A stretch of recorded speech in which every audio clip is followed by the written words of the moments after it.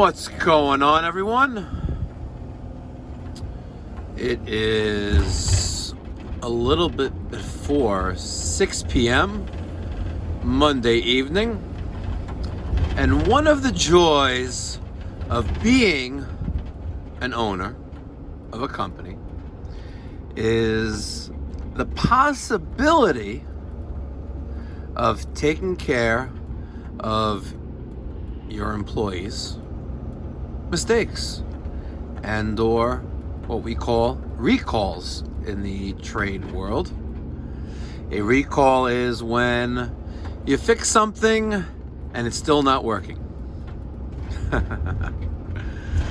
Anyway, about 3 weeks ago, early February, we had a new client call in.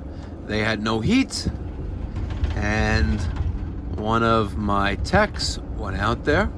I'm not going to mention any names, but he knows who he is, and replaced the circulator on a boiler. And the customer called about, I would say about an hour ago, that the circulator is leaking water. I'm like, all right, I can get you in tomorrow morning. And then they pull the card that, hey, you know what? I'm not taking off another day of work. I'm going to get fired. You need to come today. So the first question I asked was, well, what time do you leave for work tomorrow morning? And they were like, well, I leave at 6 a.m. All right. That's a little early. All right, so what time do you get home? Maybe we'll come then. And she's like, I get home at 8. I was like, 8 a.m.? She was like, no, 8 p.m. I was like, wow, that's a long work day. So I was like, all right, well, I'll see you in an hour or two. And I'm heading out there now. And I spoke to her on the phone a little bit, and she's like, one of the bolts, you know, the little silver looking things on the circulator is leaking water. I was like, all right, well, I'll see you within an hour or two, and we'll take care of it.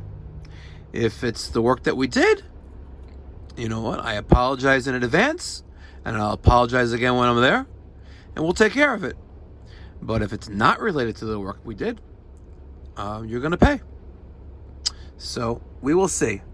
I just got these new video camera glasses, but I left them at home. They're still charging. So I'm going to use the iPhone, and we'll see what actually is leaking. And listen, as much as I would like to post, you know, good educational videos on the YouTube channel, sometimes you got to post the oops and the fuck ups. So stay tuned. All right, leaking circulator flange, looks like. Yeah, leaking onto the floor, like. Well, it was a lot of water there. The bucket, so the bucket is actually underneath that. The bucket was underneath the pipe before. I don't know what this is about. Looks pretty tight.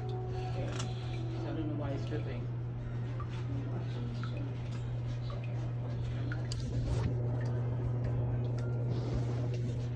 We'll give that a little extra on it. It's just a matter of it being too loose. Well, not in this case. Okay, and too tight. That is pretty tight. All right. So take a look at that. Well, why would it do that? The gasket just like melted away. Yeah, why would it do that? Maybe it wasn't set right, or maybe it wasn't set right. Yeah, that's right, Mike. Maybe it was not set right. All right, new gasket is in. Gonna evenly tighten up both sides of the flange. Can you also use an adjustable?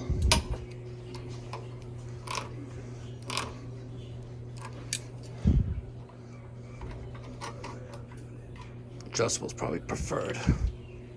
All right. Now, one of the things I want to point out here is that we were here. There's no valve tag there. There's not one over there. There isn't one here. And there isn't one there. Sometimes if you want the job done right, you gotta do it yourself. Very disappointing. I was starting to question if it was improperly seated, but set point is 200 degrees. And this needs to be 180 degrees. And that may be the reason why that failed. A little too high. So we're gonna lower that down.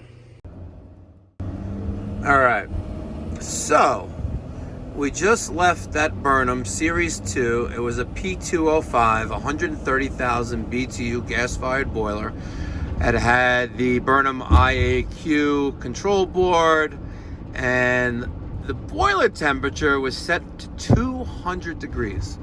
Now, mind you, that boiler was probably slightly oversized for the house. The house had roughly about 1,200 square feet on 3 zones, basement, first floor, second floor. It wasn't a tremendous house. And we checked that by pressing the mode button on the IAQ Burnham control panel. And the first option will be BT, which is boiler temperature. The second option, or parameter, will be set point. And the set point on this boiler was 200 degrees. And I lowered that to 180. I lowered that to 180 degrees by pressing the up, down, and the mode button all at the same time for about 3 seconds. And then I took the down button and I lowered that down until it got to 180 degrees. And I'm sure you can press a button to lock in the settings, but I just turned the power off. And then I turned the power back on. And the set point was set to 180 degrees. And am I gonna make this light? Yes, yes. Now I'm sitting in the middle of Sunrise Highway. Look at this. So I'm gonna go around there, and go around there, and now I'm good. Welcome to New York traffic. And then tomorrow, I will talk to my technicians about doing a full diagnostic on a system. Not to mention, there's no sticker on that boiler. There are no valve tags in that boiler. So, am I pissed off right now? I'm a little pissed off. On a scale of 1 to 10, 0 being not pissed off, 10 being pissed off, like fired pissed off, I'm a 5. So I'm in the middle. I'm on the fence. Should he stay or should he go? That's where I'm at right now. And now it's 6:28 p.m. Monday evening, the end of February. I think today's February 24th. And I am going to go home. And I am going to put this video on my computer. And I'm going to, edit it and produce it and throw it on YouTube. And I want the owners in the industry to comment on how to proceed. And I want the technicians in the industry with their thoughts on this. My thought is you do not leave no stone unturned when you're doing a service call. Rule number 1, you do a combustion and draft analysis on every single system that you work on. I don't care if you're changing a thermal coupling. I don't care if you're changing a circulator or a zone relay or even a rollout or a spill switch. Number 2, why isn't the pipe doctor sticker on the boiler and on the water heater? Number 3, there are no valve tags on the isolation valves. The gas supplied to the boiler, the gas supplied to the water heater. There is no isolation valves on the boiler feed or the water heater feed. So I'm a little pissed off. On a scale of 1 to 10, I'm a 5. And if I keep talking about it, it'll probably be a 22.